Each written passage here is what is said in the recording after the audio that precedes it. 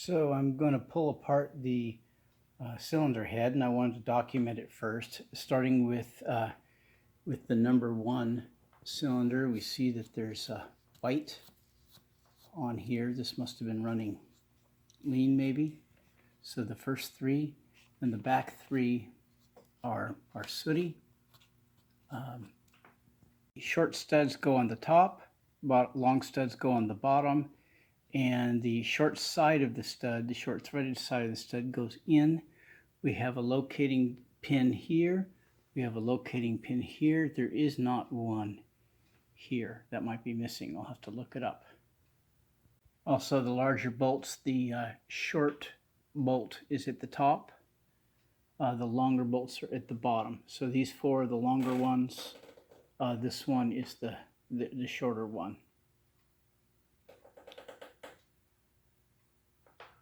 Just wanted to show you, I'm again using this tool that I built. I showed you this little tool for the removing the locating pins from the block, and we're removing this locating pin. Basically, there's a hole drilled the same size as the pin here, and a couple slots, a slot cut there with a pair of ice grips, and by turning it a little bit and tapping it with the hammer on the back. Let's see if I can do this one-handed. You're probably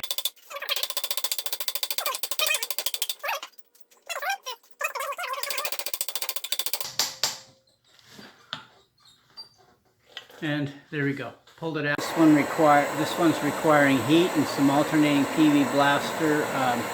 I use a heat gun and get it up to 240, 250 if needed. I'll try it intermediately, but check the video on taking the pins and plugs out if you struggle with this. There are all kinds of valve spring compressors online. This is my version.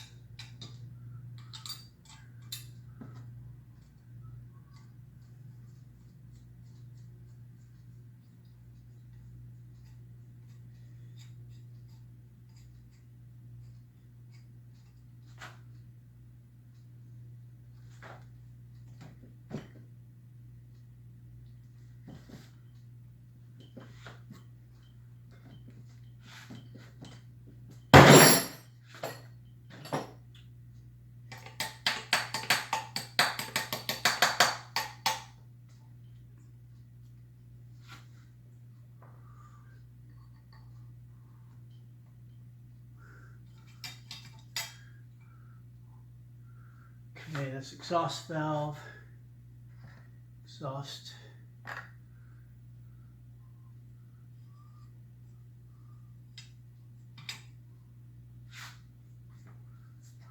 It's still in there, okay.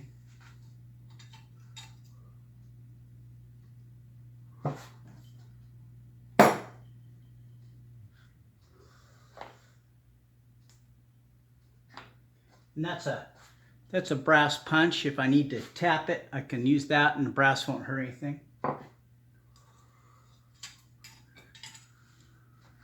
And you just turn it over and take the valves out. You get the idea. So the bits of it are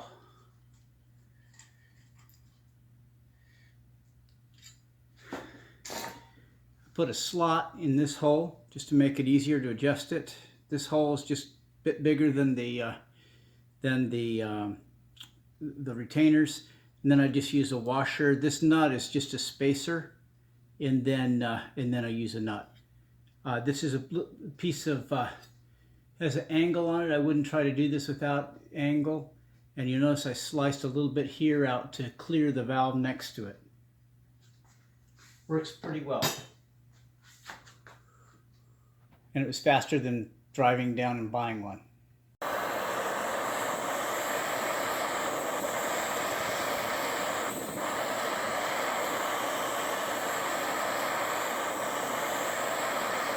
I had a hypothesis about heat and and spinning these. And I heated this up to 240 degrees. Then I was able to spin it. And finally the way I spun, I thought I'd be able to spin it by hitting it on the inside, but I had to hit it along the edge. And this particular chisel is rounded. And I hit it straight in, and it did spin it. I think, you know, a specialty chisel where it's dulled, and you do that would work really well here. But I think that will enable me to just now take a puller and just pull it out. I don't want to do this one-handed because I want to use a piece of aluminum on the oh, there it goes. Yeah, it's not going to hurt it. So here's my cylinder head. I did clean it off. I wanted to see if I had any cracks or obvious problems. I didn't. You might see, I don't know if you can see that, there's definite pitting in the exhaust valve seat. So all those exhaust valve seats are a mess. The valves themselves are okay. We'll take a look at them in a minute. I cleaned them up. I put the valves in, so I turned the cylinder head over, and I put the valve in the cylinder head and rocked it back and forth, and I could feel it rock back and forth. These guides are worn.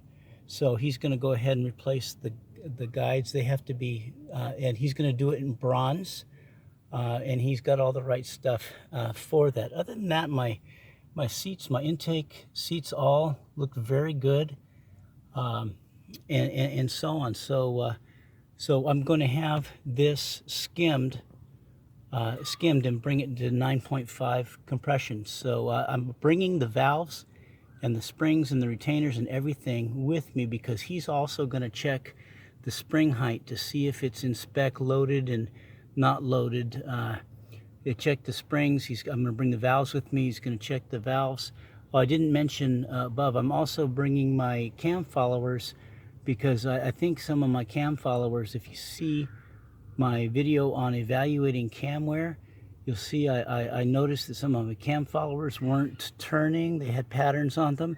So we're going to take a look at the bore in the block to see if any of those need honing.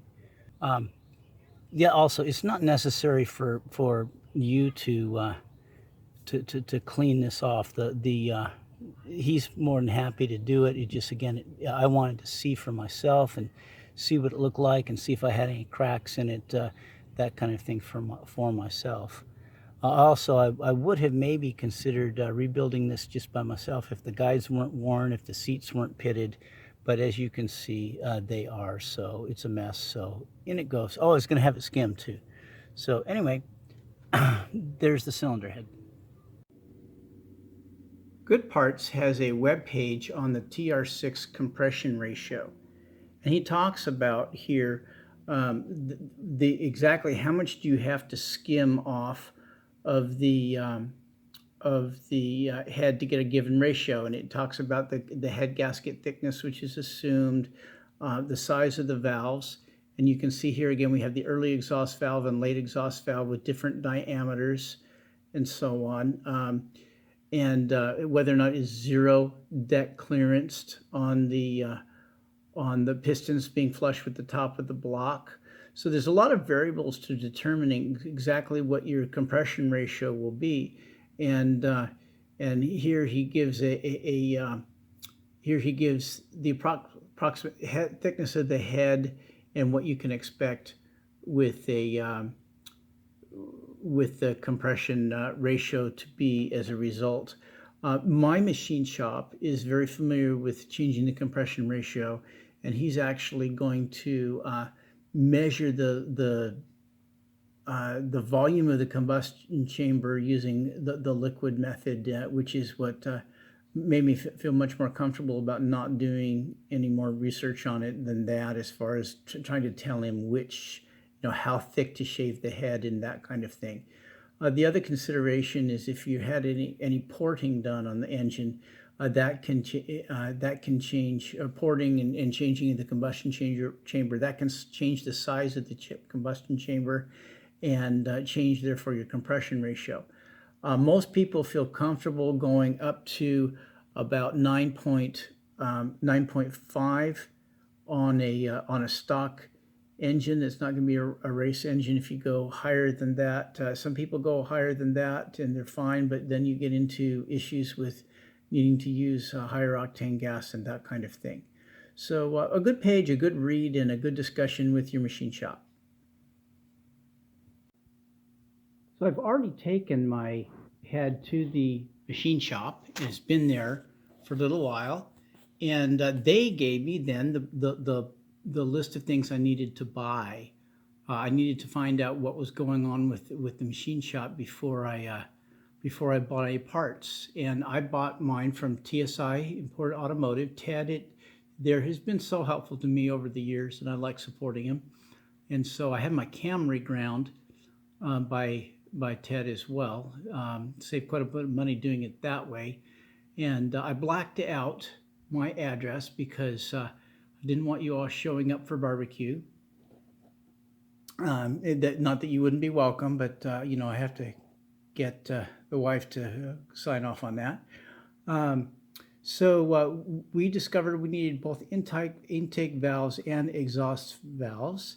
Before you ship your head off, you might want to measure the outside diameter of both your intake valves and exhaust valves to make sure you get the right ones. The order from Ted, and using a digital dial caliper is good enough. Just measure the head, the diameter of the head, and make note of that.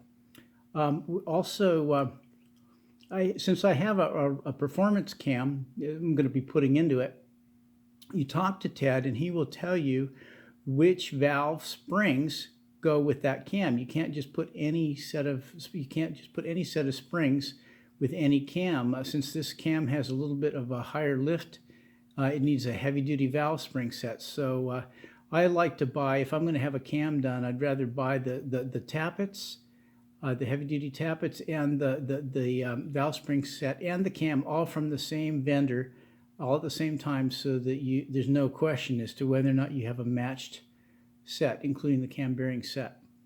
Another thing I like about Ted is that his shipping is actual. It's not a percentage of the purchase price or anything. It's whatever all it costs him.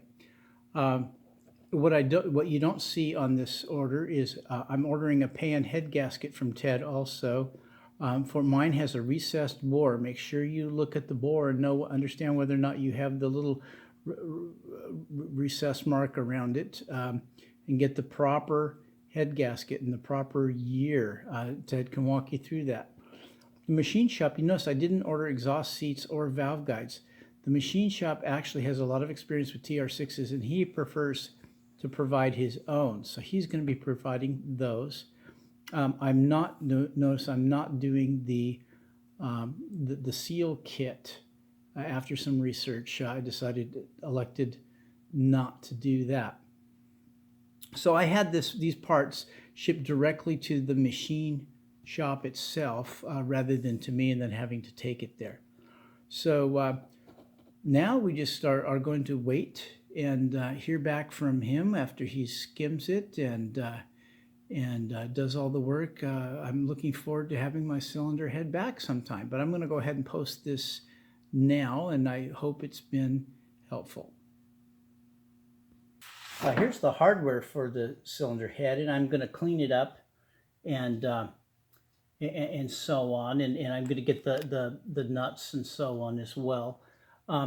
I've just got a new process that I'm trying out where I'm doing electrolysis, then I'm doing a phosphoric acid bath, then I'm going to clean that off and rinse that off, and then I'm going to do black oxide concentrate. This is brand new for me.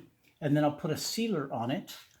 And then what we'll end up with, and I've already done some of them, is here's my oil pan bolts. These have been black oxided rather than painted. And I'm really excited about this process, and I'm looking forward to seeing how it does. My understanding is it may not work so well on any hardware that's been hardened or has a different kind of composition to it. So we'll have to find out. Anyway, if you have enjoyed this video, please subscribe. Please put some comments. I always love to hear what you do and what you've done differently and what you're working on in your project. Like the video, it raises it in the rankings so more people can see it, and it just motivates me to keep doing these videos. So thank you for watching.